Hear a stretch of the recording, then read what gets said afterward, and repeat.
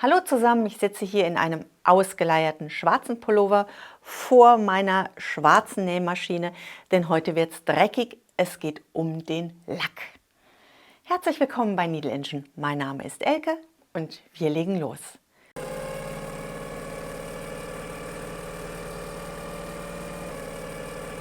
Wir möchten unseren Lack wieder auffrischen. Hier an dieser leicht zugänglichen Stelle habe ich das Ganze schon mal ausprobiert und ihr seht, das Ganze wird später ganz wunderbar glänzen und ich freue mich schon darauf, aber da liegt noch eine Menge Arbeit vor uns. Leider ist bei einigen von euch nicht das Problem, der Lack ist stumpf, sondern da ist überhaupt kein Lack mehr da. Bei diesem Teil ist es mir ganz ähnlich ergangen und an diesem Teil werde ich euch gleich zeigen, wie ihr dort, wo der Lack komplett abgeplatzt ist, euren Lack wieder aufbauen könnt. Aber zunächst einmal möchten wir anfangen, unsere Maschine zu reinigen.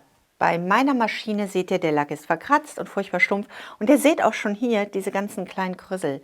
Auch hier fängt der Lack an langsam zu springen. Das möchte ich gerne rechtzeitig abfangen, bevor ich das Ganze aufbauen muss. Aber ihr seht, es kommt schneller vor, als man denkt. Meine Maschine hat sehr lange in einem Hotel bei der Küche gestanden. Das heißt, hier ist wirklich sehr, sehr viel alter Schmier auf meinem Lack. Wir wollen eigentlich nicht mit Feuchtigkeit an unseren Lack, überhaupt nicht an die Maschine, aber diesen alten Kochdunst, den möchte ich doch einmal mit Wasser entfernen. Mit Wasser und ein bisschen Lauge. Wir nehmen irgendeinen Lappen, tunken den ein bisschen in Lauge. Wir wollen da jetzt nicht richtig Wasser drüber kippen, sondern wir möchten einfach nur diesen Schmier entfernen. Das heißt, wir putzen nicht wirklich, sondern wir reiben einfach nur vorsichtig über unsere Flecken. So, jetzt ist das Ganze noch ein bisschen stumpfer und diesen beschlagenen Dreck, den holen wir nun von der Maschine runter, damit das Ganze wunderbar schön glänzt. Und zwar mit, hier, und zwar mit Petroleum. In der originalen Anleitung steht, dass man den Lack mit Petroleum reinigt. Also, wir geben so ein bisschen Petroleum auf unseren Lappen und wir reiben unsere Fläche einfach ein. Das Ganze lassen wir nun ein bisschen einwirken. Und während unser Petroleum in unseren Lack einzieht, nehmen wir uns einmal unser Maschinenteil ohne Lack vor. Unser Maschinenteil ohne Lack möchten wir einmal entfetten. Wir tippen unser Tuch also noch einmal in unsere Lauge und reiben das Fett ab.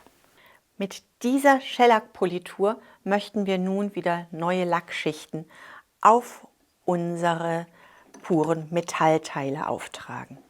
Ich habe verschiedene Dinge ausprobiert. Ich bin kein Lackexperte. Ich habe rumgefragt, nachgehört, Verschiedenes probiert und mein Favorit ist tatsächlich eine Shellac-Politur.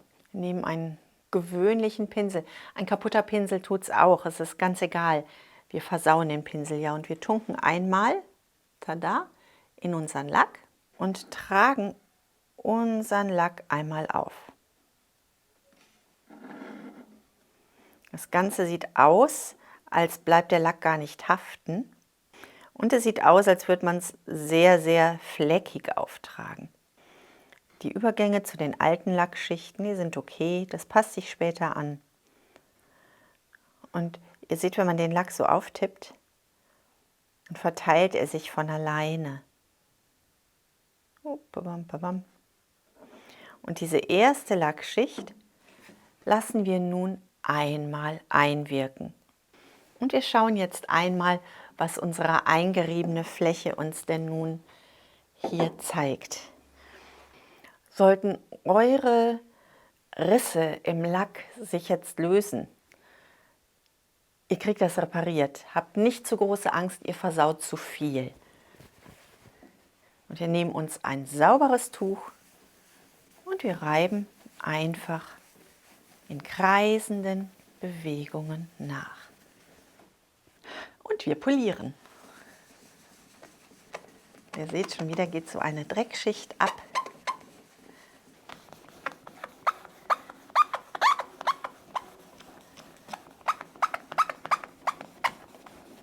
Ihr braucht keine Angst haben um diese vergoldeten Flächen.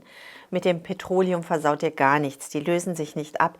Ihr entfernt tatsächlich nur die Schmutzschichten. Und so tragen wir immer wieder eine neue Schicht auf. Wenn ihr hier aufs Metall kommt, ist auch okay. Alles ist okay. Und lassen das wieder einwirken.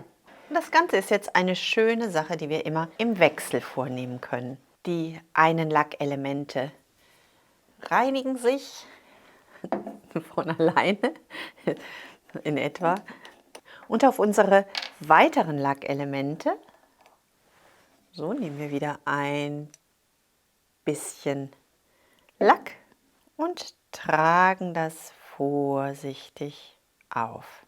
Ihr tragt tatsächlich sehr viele Lackschichten auf und bevor ihr den Lack wirklich putzen könnt oder gebrauchen könnt, lasst das mehrere Tage trocknen. Ihr könnt die Pinsel von der Shellac-Politur, die Pinsel, die ihr gebraucht, tatsächlich einfach mit Wasser ausspülen. Die meisten unter euch werden wahrscheinlich solche Lackschäden, solche abgesprungenen, abgeplatzten Lackstellen haben. Die können wir ganz einfach wieder beheben. Dazu kippe ich jetzt einmal meine Maschine. Hier ist der Schaden und den beheben wir nun. Ui, das sieht irgendwie sehr dramatisch aus, dieses Bild. Und wir tupfen einfach diese Lackstelle ein. Tupft hier immer ein bisschen mehr auf die abgeplatzten Stellen und fahrt aber auch immer wieder über die ganze Lackseite. Und nehmt euch auch hier Zeit. Zeit ist wirklich das Schlüsselwort. Noch ein Blick auf mein Nähmaschinenteil, bei dem bei mir der Lack abgesprungen war. Und hier habe ich jetzt wohl bestimmt schon 40 Schichten aufgetragen und ich meine 40. Bis zur 20. Schicht blieb der Lack beim Eintrocknen immer noch matt. Also verzweifelt nicht, wenn ihr seht, mein Gott, ich habe jetzt schon 5 Schichten aufgetragen und das Ganze glänzt gar nicht. Es dauert wirklich viele Schichten lang, bis sich hier ein Glanz aufbaut. Ich wünsche euch jetzt noch viel Vergnügen beim Reparieren eurer Lackstellen und beim Wiederfitmachen eurer Maschinen. Wenn eure Maschinen fertig sind, würde ich mich riesig über Bilder freuen. Schreibt mir in die Kommentare, wie es euch ergangen ist beim Restaurieren eurer Maschinen, welche Erfahrungen ihr gemacht habt und welche Tipps wir hier noch gemeinsam teilen können. Jetzt wünsche ich euch eine wunderbare Woche. Bleibt gesund und glücklich und denkt daran, was immer auch passiert. Einfach weiter quilten oder polieren. Bis zum nächsten Mal. Tschüss!